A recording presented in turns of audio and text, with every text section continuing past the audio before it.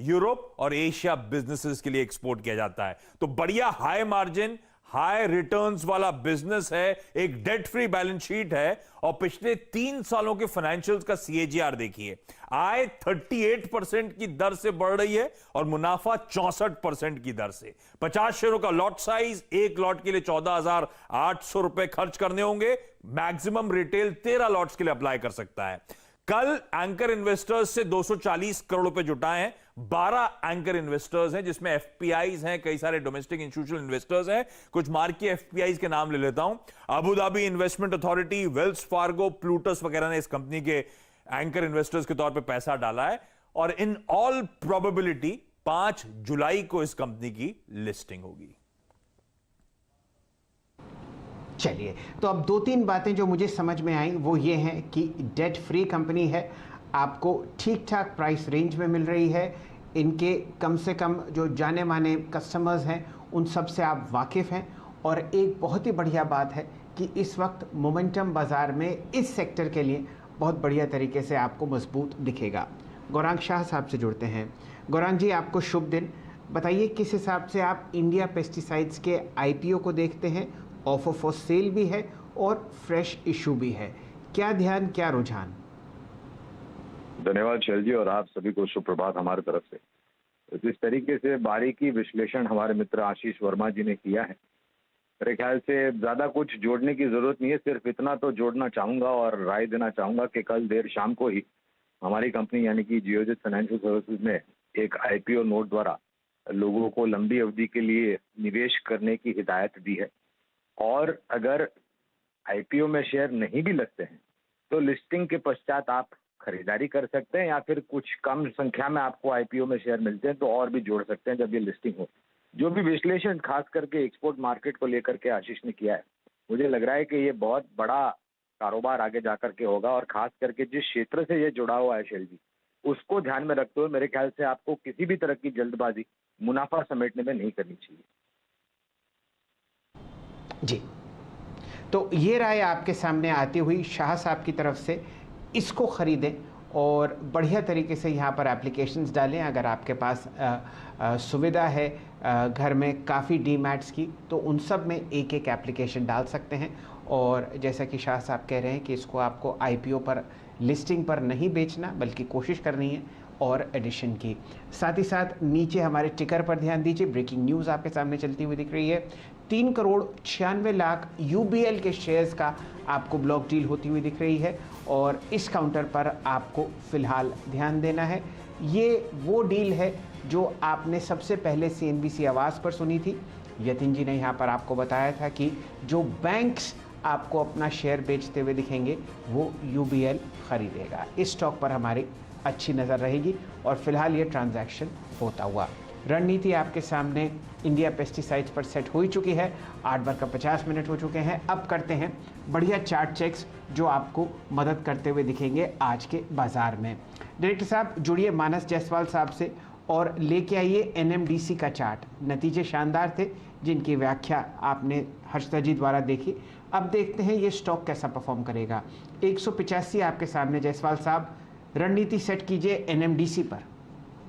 देखिए, मैं तो बहुत पॉजिटिव हूँ, और उसका एक सबसे बड़ा रीजन ये है कि पिछले पूरे एक मंथ का अगर आप चार्ट देखेंगे तो 170, 172 की रेंज में स्टॉक लगातार सपोर्ट ले रहा है।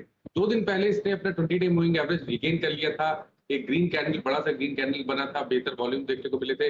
मेरा समझना ये है कि शायद 1 से 2 दिनों में यहाँ पर कंसोलिडेशन खत्म हो जाएगा और फिर एक अपमूव स्टार्ट हो जाएगा जिसमें 205 तक के स्तर देखने को मिलेंगे। तो खरीदारी करने की राय रहेगी, पोजिशनल खरीदारी करिए, 178 का स्टॉप लॉस रखिए और 205 टारगेट सेट करिए। ये रणनीति आपके सामने एनएमडीसी पर आती हुई दिख रही है। अब आपके सामने प्रस्तुत किया जाएगा बीईएल का चार्ट। भारत इलेक्ट्रॉनिक्स आपके सामने बहुत अच्छे नतीजे लेके आया बाजार बंद होने के बाद। कल यहाँ पर आपने 151 का प्राइस देखा, और एक दिन पहले और बहुत शानदार मोमेंटम था। जायसवाल साहब आप ही जुड़े रहिए, बताइए भारत इलेक्ट्रॉनिक्स पर आप क्या कीजिएगा? आज कोई ब्रेकआउट ट्रेड दिखता है आपको? बिल्कुल ब्रेकआउट हो सकता है। यहाँ पर देखिए, करीब 1 महीने से कंसोलिडेशन देखने को मिल रहा था। 2 या 3 दिन पहले इसने एक हैमर पैटर्न डेली चार्ट पे बनाया था। कल फिर से रैली रिज्यूम हो गई, 20 डे मूविंग एवरेज के ऊपर स्टॉक निकल गया। मेरा समझना ये है कि अब आपको 160 के टारगेट के लिए खरीदारी करनी है। और 147 का स्टॉप लॉस।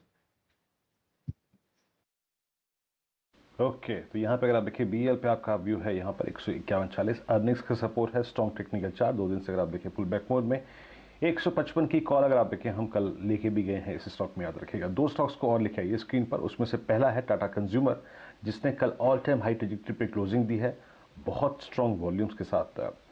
राजेश सतपुते जी, टाटा कंज्यूमर को आप कैसे अप्रोच करेंगे ब्रिटानिया में, क्योंकि आपने टिप्पणी करी है तो इसीलिए मैं टाटा कंज्यूमर के लिए आपके पास आया हूँ। 756 पे कल क्लोज हुआ और ये जो कैंडल का ब्रेकआउट आया है 723 से लेकर अगर आप देखें करीब करीब 747 के बीच का, ये कहाँ तक जाएगा और इसके लिए आप जुलाई का कोई ऑप्शन चेस करेंगे क्या?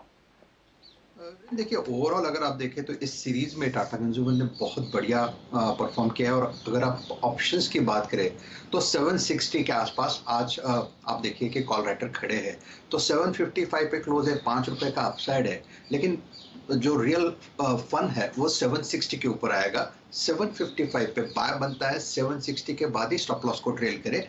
760 के बाद का जो टारगेट बनता है मुझे लगता है इन दैट केस इसमें एक रैली जो शॉर्ट कवरिंग रैली है प्रोबेबली 780-85 तक जाएगी, स्लाइटली ओवरबॉट है सो स्टॉप लॉस की जरूरत है। 755 पे बाय बनता है तो आपका स्टॉप लॉस कम से कम 740 का मेंटेन करे। मुझे लगता है ये जो फ्लेवर है एफएमसीजी का वो बना रहेगा और आज नजर इसी सेक्टर पे होनी चाहिए। चलिए ये कुछ हाई प्राइस्ड काउंटर्स हैं जो आपके सामने डिस्कस हुए। ज़रा लो टिकट आइटम्स पर भी ध्यान देते हैं जहां पर हाई बीटा जुड़ता हुआ दिखता है। आपके सामने प्रस्तुत है जीएमआर का चार्ट। ये स्टॉक कल टॉप परफॉर्मर था एफएनओ में, प्राइस है 32 रुपये 55 पैसे। मानस जायसवाल साहब आपको इस पर टिप्पणी करते हुए दिखेंगे। कहानी अनलॉक 2.0 की है, वैक्सीनेशंस बढ़ते हुए दिख रहे हैं और अब एयरपोर्ट्स जहां से लगभग 60 से 70% रेवेन्यू जीएमआर का आता है वो आपको खुलते हुए दिखेंगे। जायसवाल साहब 32.55 जीएमआर क्या कीजिएगा? प्राइस ब्रेकआउट देखने को मिला है, स्टॉक 30 रुपए के ऊपर निकल गया है। 4-5 दिनों से अगर आप देखेंगे तो काफी बेहतर वॉल्यूम देखने को मिल रहे हैं, तो कुल मिला के ब्रेकआउट चार्ट्स दिखते हैं और मैं उम्मीद करता हूँ कि ये रैली यहाँ नहीं थमेगी, कम से कम 38-39 तक इस तरह देखने को मिलेंगे। तो खरीदारी करने की राय रहेगी जीएमआर पे, खरीदारी करिए और आपको स्टॉप लॉस 29 रुपए 50 पैसे के नीचे रखना है, 39 की टारगेट सेट करिए। ये रणनीति आपके सामने आती हुई दिख रही है जीएमआर पर। साथ ही साथ कल कंटेनर कॉरपोरेशन में आपने एक बढ़िया मूव आते हुए देखा। ये भी सरकारी कंपनी है, 206 पर 2.6% ऊपर 702 पर बंद होती हुई आपको दिखी। सतपुते साहब आपने वो ट्रेड पकड़ा था, आज रणनीति इस स्टॉक के लिए आप सेट कीजिए। लॉट साइज है 1563 शेयर। सर जी मैंने स्टॉक का नाम मिस किया, मुझे ठीक से सुना ही नहीं दिया। Container corporation. या देखिए सर जी कल इसमें कंटेनर कॉर्प में बड़ा मुंह मिला और इनफैक्ट बाजार में वोलेटिलिटी थी लेकिन कॉनकॉर बना रहा। कल इसने अपना एक रेंज ब्रेकआउट दिया और सबसे बड़ी बात है जो 700 पे कॉल राइटर खड़े थे वो मुझे लगता है निगेट हो जाएंगे। 702-703 का क्लोज है तो आज के लिए मैं यही कहूंगा बाय करें container Corp above 700, stop loss रहेगा 690 का। और सर जी मुझे लगता है इसका आज का ट्रेडिंग बेट भी लेते हैं तो 724 ये इसका पहला पड़ाव रहेगा और उसके बाद अगर और मुंह मिलता है तो 740 तक भी जा सकता है। So container corp yes it's a buy. Bikaner की खुशबू के साथ हमारे मित्र चंदन तपड़िया साहब जुड़ चुके हैं। महकते काउंटर्स तेजी में वो आपको पेश करते हुए दिखते हैं। चंदन जी शुभ दिन आपको, बताइए कहाँ ध्यान और रुझान आज के सत्र के लिए? जी नमस्कार सर जी, आपको शुभ दिन और सभी दर्शकों को भी सुप्रभात। देखिए बाजार की बात करें तो कल गैप अप हुए थे बट ऊपर के लेवल पे फॉलो अप नहीं देख पाए। बैंक निफ्टी कंपैरेटिवली थोड़ा ज्यादा वीक था बट वापस जिस हिसाब से ग्लोबल संकेत है और एसजीएक्स निफ्टी इंडिकेट कर रहा है वापस हम पॉजिटिव खुल के दायरे में कामकाज करते हुए नजर आएंगे। तो limited upside as well as the downside दोनों इंडाइसिस में लग रहा है। सुबह के लिए ट्रेड्स की बात करें तो कुछ ट्रेड्स हमने यहाँ पे सेलेक्ट किए हैं जैसे कि टाइटन है, यूबीएल है, कॉनकोर है, एनएमडीसी है। तो इस काउंटर्स में हमने इसमें यूबीएल में यहाँ पे आज के प्रेफर्ड पिक पे सेलेक्ट कर रहे हैं। स्टॉक में देखें काफी अच्छा ब्रेकआउट्स और लॉन्ग के बिल्टअप देखने को मिले हैं और ये जो ब्रेकआउट है अभी भी स्टॉक को 4 से 5% की रैली देता हुआ नजर आएगा। तो यूबीएल में खरीदारी की सलाह है। 1425 का स्टॉप लॉस रहेगा और हमारा मानना है कि 1525 तक के टारगेट यहाँ पे हासिल होते हुए नजर आएंगे। चंदर, फार्मा स्पेस में दिवीज लैब ने कल काफ़ी स्ट्रांग मूव दिया। इसके ऑप्शंस पे हमने बात भी की थी और आप यकीन मानिए बहुत अच्छा मूव 4288 पर 20 डेमा से पुल बैक लिया, 10 डेमा के ऊपर क्लोजिंग थी और रेस्ट करके बाहर निकला है। फार्मा में आपको दिवीज लैब की प्लेसमेंट कैसी लगती है, जिसमें रोलोवर्स भी ठीक ठाक हैं और ओ एडिशन काफ़ी सिग्निफिकेंट है जुलाई की सीरीज में? जी वीरू, आपने बिल्कुल सही कहा। जुलाई में ओवाई है और रोलोवर एक्टिविटी भी स्टार्ट हो रही है। और आप डीवीएस लैब को देखें, इस सीरीज में लगभग 5% का मूव देखने को मिला और लगातार 3 सीरीज से यहाँ पे पॉजिटिव मोमेंटम है। हालांकि स्टॉक्स ने जो ब्रेकआउट दिया था, उस ब्रेकआउट की वजह से बड़े टारगेट बनने चाहिए थे, बट इस काउंटर का बिहेवियर ही ऐसा ही है कि बड़े मुंह दिखा नहीं पा रहा है, बट हर डिप आते ही खरीदारी बन जाती है। तो 2-3 दिन पहले जो डिक्लाइन आया था, वो एकदम खरीदारी का मौका यहाँ पे दे रहा है, जो स्टॉक को अपने न्यू हाईज को टेस्ट करता हुआ नजर आएगा। तो उसी को ध्यान में रखते हुए खरीदारी की हम सलाह देंगे। 4200 का यहाँ पे स्टॉप लॉस रहेगा। आपको कहीं ना कहीं न्यू हाई 4450 4500 तक के यहाँ पे देखने को मिलने चाहिए। दीवान साहब, बहुत ही संक्षेप में यूनाइटेड ब्रूरीज पर आपकी राय। ब्लॉक डील हो चुकी है और 1476 का प्राइस दिखा रहा है, क्या रणनीति? रणनीति तो ये है कि हाइनिकन अब नया मालिक है। हाइनिकन अपने हिसाब से इसको वो करेगा, रीब्रांड करके कारोबार को आगे बढ़ाएगा, तो ग्रोथ तो आएगी।